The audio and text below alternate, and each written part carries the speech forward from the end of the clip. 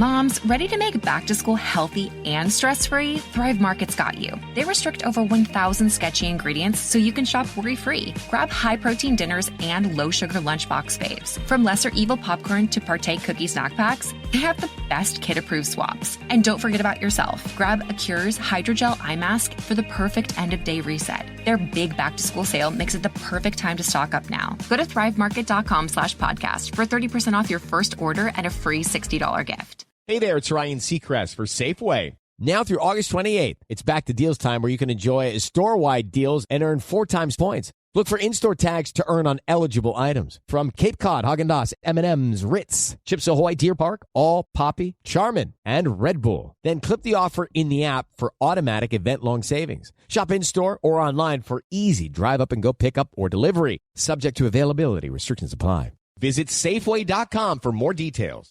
Does it ever feel like you're a marketing professional just speaking into the void? Well, with LinkedIn ads, you can know you're reaching the right decision makers. You can even target buyers by job title, industry, company, seniority, skills. Wait, did I say job title yet? Get started today and see how you can avoid the void and reach the right buyers with LinkedIn ads. We'll even give you a $100 credit on your next campaign. Get started at linkedin.com/campaign. Terms and conditions apply. Aging is a natural process, as we all know, and I, for one, don't mind embracing it. But I will tell you one part of aging that I don't care for. It's the symptoms that stem from changing hormones, especially as you get older to perimenopause and menopause. That's why we want to tell you about Happy Mammoth's Hormone Harmony. Happy Mammoth, the company that created Hormone Harmony, is dedicated to making women's lives easier. And that means using only science-backed ingredients that have been proven to work for women. They make no compromise when it comes to quality, and it shows. For a limited time, you can get 15% off on your entire first order at happymammoth.com. Just use the code HAPPYME at checkout.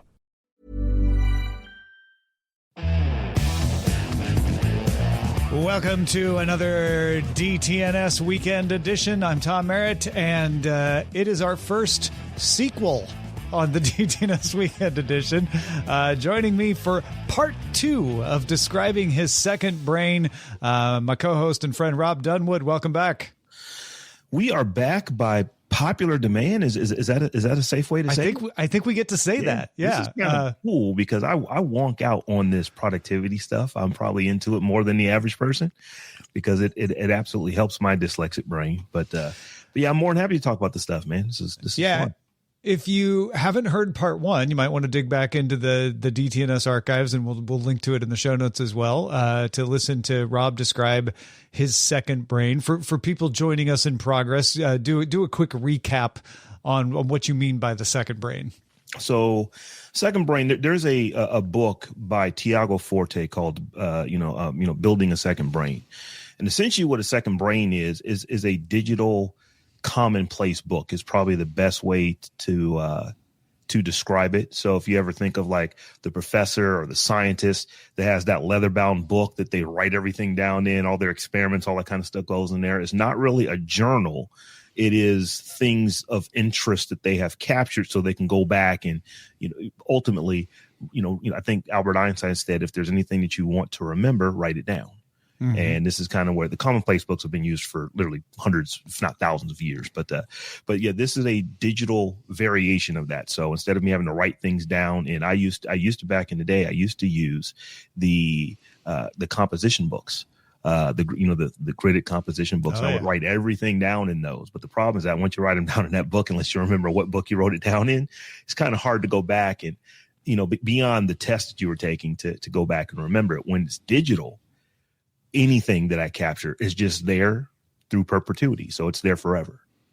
And in part 1, we kind of ran through the basics of how Robb does this and got so many people writing in with follow-up questions, with their own observations of how they do similar things.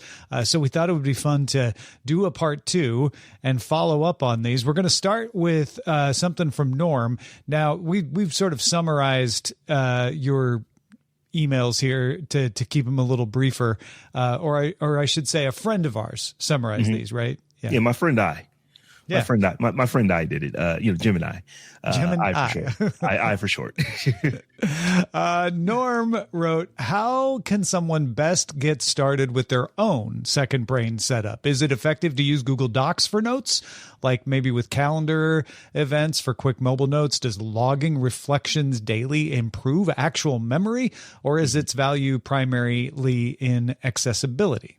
Okay, so I'm going to answer that question. But before I do want to once again reiterate that there is a whole book and a whole training program really from Forte Labs. If you really want to dig into this, I would strongly recommend, Building a Second Brain by Tiago Forte. It is a great book. So what I'm giving you, Tom, is what I do. This is my version of it because I don't subscribe to 100% of everything that is done in the second brain process. This is just ultimately what works for me. So to answer Norm's question, the basis of any second brain generally is going to be some type of note-taking app. I particularly use, for me, I use Evernote as well as Google Docs. Now, Google Docs to create the notes is not necessarily the way to go. I basically use a bunch of pieces of software that we'll get into in a moment, but Evernote, OneNote, Obsidian, Notion, any program like that is actually a database-backed note-taking system that could be acceptable for a second brain. And one of the things that Tiago Forte points out is that depending on what type of person you are, he breaks down 3, maybe even 4 different type of archetypes of the way you collect your data. Like I believe I am the gardener. That's the only one that I can remember. Okay. I only need to remember how I do it, but right. Like Notion, for people who are into Notion, I actually said one time that I don't really rock with Notion and literally the internet came for me, but I don't want to have to build my productivity system to be able to use it. I just want to open up Evernote and just start creating notes. And so I'm not the architect type. I'm more of the gardener type that let me just go put this stuff where I need to go put it. Or maybe even the librarian type. I want to put this here. I want to put this there. And I don't have to worry about the underlying system for it. So I wouldn't necessarily say just start writing documents in Google Docs directly, but I can tell you how I actually use a piece of software to connect to my Google Docs that everything that comes from the other software that I use eventually ends up there. Picture this. You're in the garage, hands covered in grease, just finished up tuning your engine with a part you found on eBay, and you realize, you know what? I could also use new brakes. So where do you go next? Back to eBay. You can find anything there. It's unreal. Wipers, headlights, even cold air intakes. It's all there. And you've got eBay Guaranteed Fit.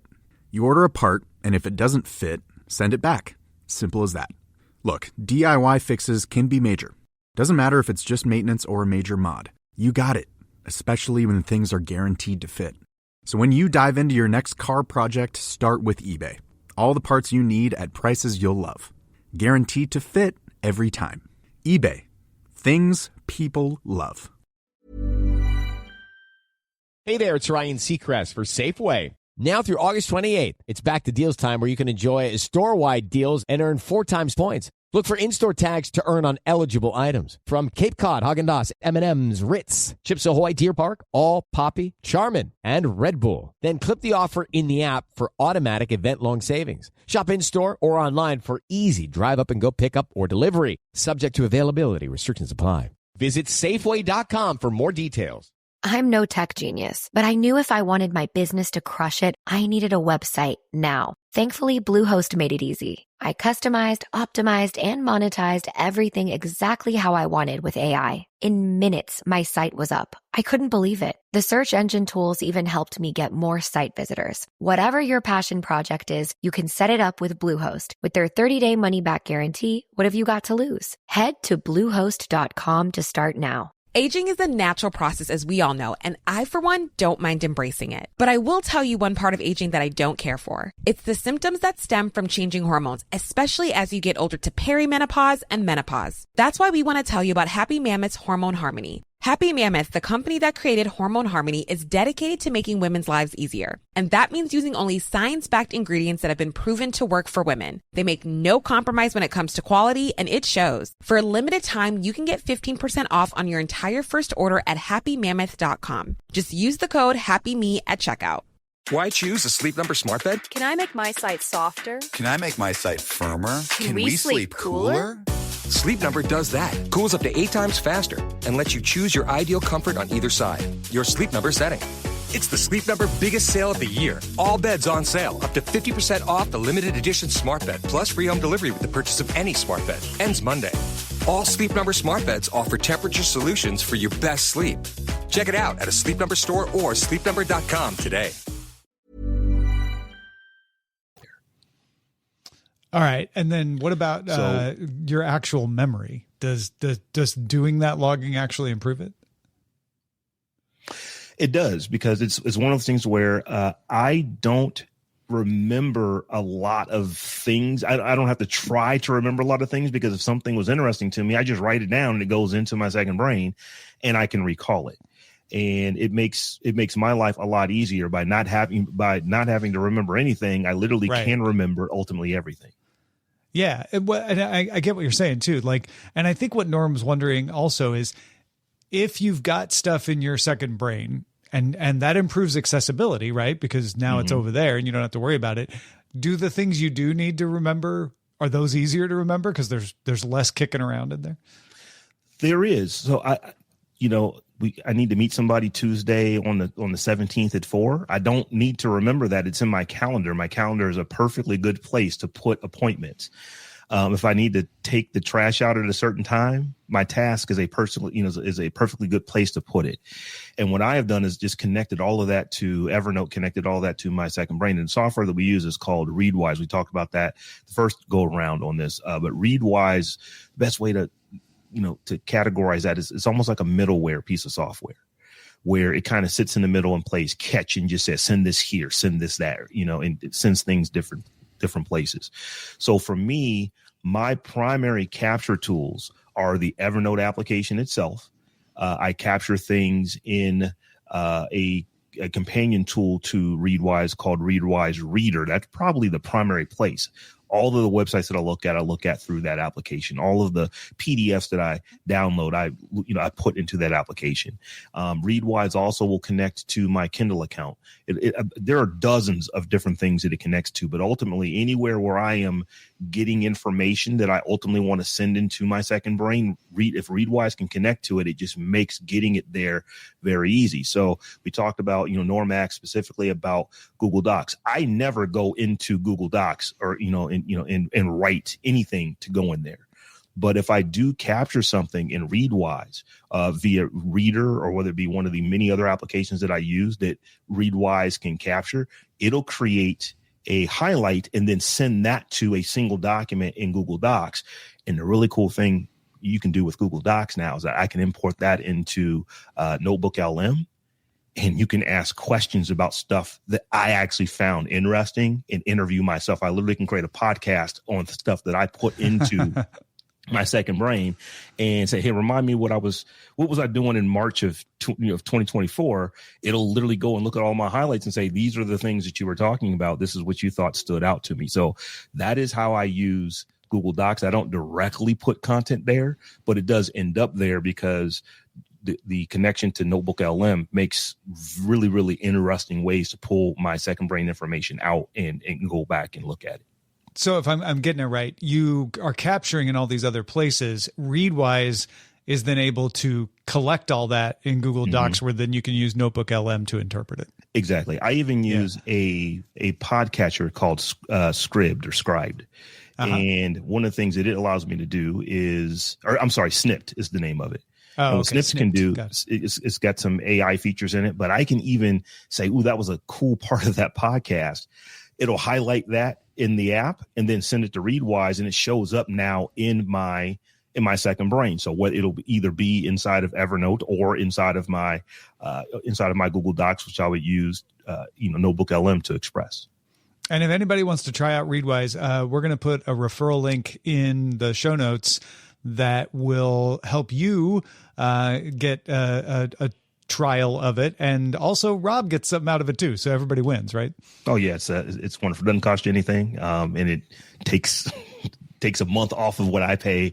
I gladly pay for Readwise. It is a great tool, but anybody who signs up through my link, I get a free month. Yeah, so you're helping Rob out. You get to try it out yourself. It's readwise.io/I/ROBB36. And like I said, we'll have that in the show notes as well. Let's get to Martin's question. Martin wants to know if you tend to have a note per subject. I do not.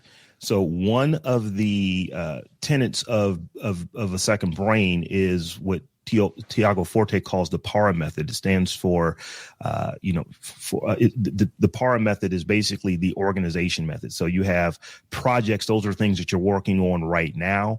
Areas are things that they may not be an immediate project that you're working on, but it's an area of interest that you might have. Resources would be something that I don't need this right now, but it is a good resource. This is a good quote. I might use it someplace. And then for anything that doesn't fit one of those first three categories, you have archives, and that's just where everything else just kinds to go. You don't really delete anything unless you know you don't need it, but you can put it in your archive. That way you can pull something up maybe a couple of years later, which I have actually done. Yeah. What's the difference between something that goes into a resource and something that goes into archive? Because I feel like resource is kind of your catch-all category. So being a technology podcaster, I don't necessarily, and being a news, we cover current news. So I have news bits that are going into my second brain daily, multiple times per day. I don't necessarily need to keep something that happened 3 years ago in my resources because I'm not actively talking about that right now. But if I want to reminisce and go back and say, oh yeah, what did we talk about back in 2022 on Daily Tech Headlines? That will eventually make it to my archives and is there, and I can bring that back, and I can leave it in archives, or I can even bring it into projects if there's something that I'm specifically working on right now. So it's a pretty flat type of system. I don't create folders anymore. I don't create like there may be a particular project that I'm working on that it may be a project inside of my resources, but I try to keep everything as flat as possible, because the cool thing about these database driven note-taking tools is that they're databases. You can keep them as flat as you want to keep them and just type what you're looking for and express that information. One of the problems that I used to have before building a second brain was I would have this massive hierarchy of folders and files that are in multiple different places. And the problem would be, crap, I can't remember where I put this. So the more structure that you give something, it actually makes it harder for it to be searched for in a database. So I try to leave things as flat as I possibly can. So you won't see a folder specifically for one thing that I'm working on right now. If it's a long-term project, I might, inside of my projects, create a folder for that project because there could be an end date to it. But generally, if there's something that I'm working on right now, if I'm working on headlines, if I'm working on live, if I'm working on briefing, those things just fall into my projects because those are the things that I'm actively working on right now. Got it. All right. That Charlie dude wanted to know what your thoughts are on why you have Evernote as your tool of choice versus Obsidian. And we got a lot of people who mentioned Obsidian, talking about the data entry that you're using to make your notes. So this is just because I have been using Evernote literally for well over a decade and a half, and I just like it. I like the application. I don't like the price that Bending Spoons put on it once they bought Evernote, but I've got so much there. And I am somewhat a creature of habit. I don't want to change to a new database just for changing to a new database's just because it exists. So I will say this. I have tried Notion many times, but I just go back to Evernote because it just works. I don't want to have to build the note-taking system. I don't want to have to build the project management tool. I don't want to have to build account. I don't want to have to do all that. I don't want to have to go buy a template so that someone else has done it for me and then have to learn that template. I already know Evernote, and Evernote for me works just fine because one of the really cool things about Evernote is that they make it very easy to put data into it via mobile. It is arguably one of the best note-taking tools as far as the mobile application. Apple Notes is also very good, but I don't use an iPhone. So Evernote is the tool for me.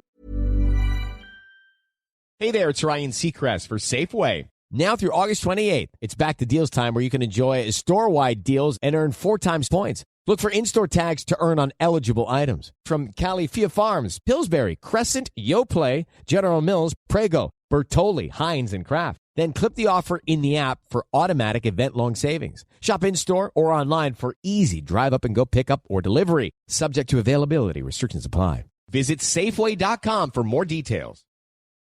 Hey, it's Maya and Sim from the Girls That Invest podcast. If you are an IT or security pro, you know managing devices, identities, and applications can feel overwhelming and honestly risky. That's where Trellica by 1Password comes in. It helps conquer SaaS sprawl and shadow IT by discovering every app your team uses, managed or not. With pre-built app profiles, you can assess risk, manage access, and even optimize your software spend. Plus, it simplifies onboarding, offboarding, and compliance, all while cutting costs by eliminating unused licenses. Take the first step to better security for your team. Learn more at onepassword.com/special offer. Yeah, have you tried Obsidian? Have you played around with it? I'm just curious. Yes, I've tried everything. Okay. And try is, I think Obsidian, I installed it and it's like, there's a lot there, and never went back to it. So I can't tell you that I've given it an honest try, but there, I this is how I look at things. Is the juice worth the squeeze? Am I going to get something out of Obsidian that I need to go figure out how to use Obsidian? I have not run into a problem with Evernote yet that made me want to go through the work of learning a brand new system, because it is very different than what I'm used to. So once again, if you go back to the book, there are different types of personalities that match up. There's a certain type of personality that absolutely would match up with a tool like Obsidian. I'm just not that person. I'm more of a gardener or a librarian that I just want to put stuff in places and not worry about it, as compared to trying to figure out how to make all these links and all this kind of stuff to your information. So I don't want to knock Obsidian. It's just not for me. You need to find the best note-taking tool for you. All right. Proud patron Paul, and we're very proud that you are proud, Paul, wants to know how you automatically back up your Evernote data to Google Drive and Dropbox. So this is, and maybe I misspoke the first time, but I don't automatically back things up from Evernote into Google Drive or into Dropbox. I use Readwise to send information to Evernote. I also use Readwise to send the exact same information to Google Drive. So that middle piece of software is creating the backup for me. I'm sending the same highlights that I create in whatever tool that I'm using that's connected to Readwise is being sent both to both to Evernote and to Google Docs or Google Workspace in my particular case. When it comes to Dropbox, I am a person that takes pictures of things, because the Evernote is really, really good with OCR. So you take a picture of a receipt, it's just there. I do have those pictures back up to Google, my Google Pictures or Google Photos, but I also have those same pictures back up to Dropbox. So it's just I'm not actively backing up in those places. Those are just places where my data ends up based off of, hey, send this here, send that there. Got it. And then similarly, Scott wanted to know how you automatically sync your backup notes. It just does it for me. There probably is some algorithm that Evernote is probably tells you, here's how we do it. I have no clue as to what that is.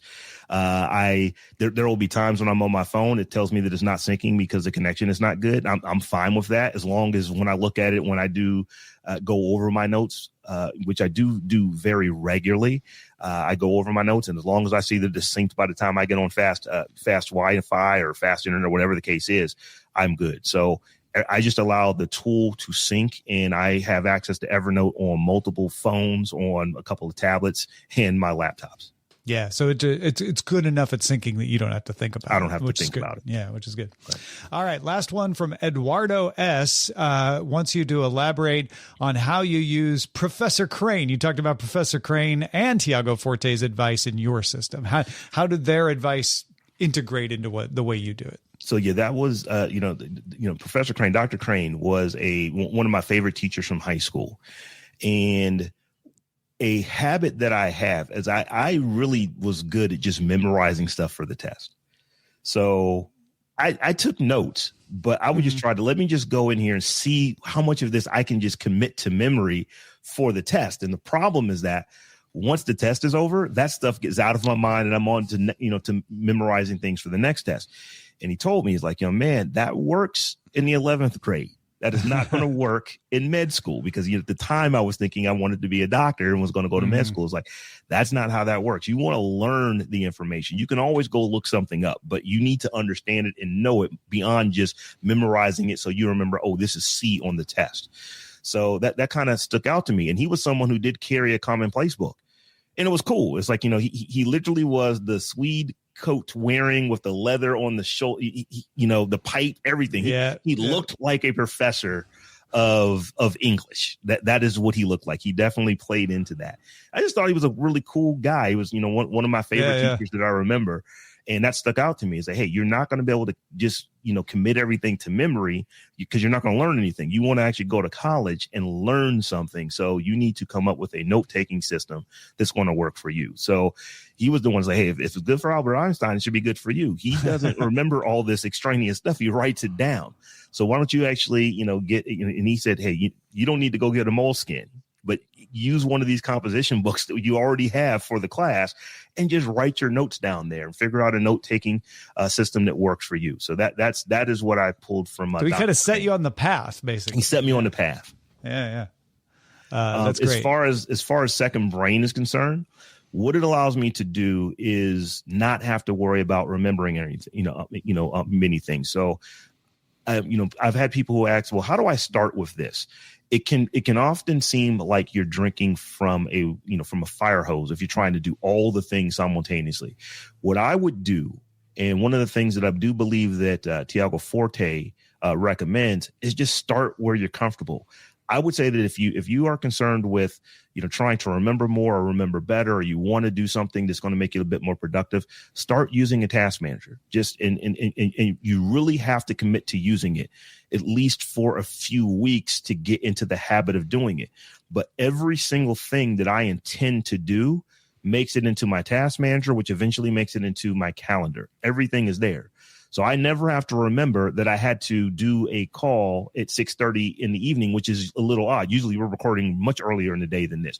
I didn't have to remember it. I put it in a task, and the task is connected to my calendar, and it just pops up. Hey, we're talking with Tom today. This is what you need to prepare for. So I would recommend start there, start small. You create a task manager, but when you commit to the task manager, put everything in. Anything that you intend to do, put in there. And it will seem like, why am I putting all of this stuff in there? At first, you will have those thoughts. I had those thoughts, but trust me, it gets easier, and it makes your life easier, because my wife will tell you, it's like, she knows if she asks me anything beyond probably 24 to 48 hours out and I don't have my phone on me, she knows that I have no clue, because I don't have to have a clue. My phone is probably never more than 50 feet away from me. And let me go grab my phone and I'll let you know. So that is probably the easiest way to get started, is just start using some tool like a task manager, or start using a calendar to put everything in it. And I will keep going to to Albert Einstein. I think he is kind of credited with it. I doubt he's the first person to say this, but if you intend to remember something, write it down. That makes remembering stuff a lot easier, because you don't have to. That's the trick. You don't have to remember something that you've written down, as long as you have the ability to go back to the thing that you wrote it down in, and you can check to see what are the things that I wrote down that struck out, that stood out to me, that you want to ultimately recall at some point later. Yeah. And like you said, with technology now, that's so much easier to manage. It's so much easier to capture. It's so much easier to not have to figure out which composition book it's in and use tabs and all of that sort of thing. So it really does make this possible. Robb, thanks again for following up with all of this. This is super helpful for folks. No, it's I love talking about this. I never knew that people would be interested in just how do I capture my information.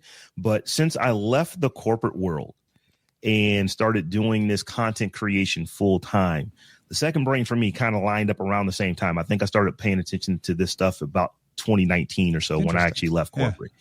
Yeah. And it just makes things so much easier, because all the stuff that I want to remember, if there's a good tech story, we do daily tech shows and we do weekly tech shows. If there's stuff that I want to talk about next week, but I've done 6 previous days of content, that stuff starts to blend together. But if it's all in my notes, I can literally go and say, hey, what did I talk about last week? What were the highlights of the week? If I'm trying to figure out how to create a rundown for the following week, that is something that I use my second brain for 2 to 3 times a week, just being able to come up with content for shows like Daily Tech News Show and Daily Tech News Show Briefing and Daily Tech Headlines and the Tech John and everything else that I'm doing. It just makes it easier because I don't have to remember anything because I've already written what I want to remember down.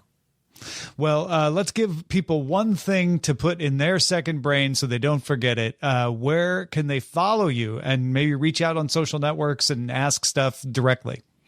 I am at Robb Dunewood, at ROBBDUNEWOOD. Pretty much all the things. I'm on Threads. I'm going to get on Instagram. I've had an Instagram account for years. I've got 4 posts there right now, but I might start using Instagram a little bit more. But pretty much at Robb Dunewood on everything. And definitely come check us out on Daily Tech News Show. Absolutely. Thank you, everybody, for the follow-ups. Keep them coming. Feedback at dailytechnewsshow.com. I'll send them along. Rob will see them. And who knows, if we get enough, maybe we'll come back for part 3, too. You can support us at patreon.com/DTNS. Talk to you soon. The DTNS family of podcasts, helping each other understand. Diamond Club hopes you have enjoyed this program. If you work as a manufacturing facilities engineer, installing a new piece of equipment can be as complex as the machinery itself. From prep work to alignment and testing, it's your team's job to put it all together. That's why it's good to have Grainger on your side. With industrial-grade products and next-day delivery, Grainger helps ensure you have everything you need close at hand through every step of the installation. Call 1-800-GRAINGER, click Grainger.com, or just stop by. Grainger, for the ones who get it done. Ready for a healthy, stress-free back-to-school season? Thrive Market's got your back with easy, high-protein meals, brain-boosting lunchbox staples, and low-sugar snack packs. Everything to simplify your busy mornings. Their groceries are high quality and no junk. Over 1,000 sketchy ingredients restricted and all trusted by parents so you can shop worry-free. Plus, their big back-to-school sale makes it the perfect time to stock up. Go to thrivemarket.com/podcast for 30% off your first order and a free $60 gift.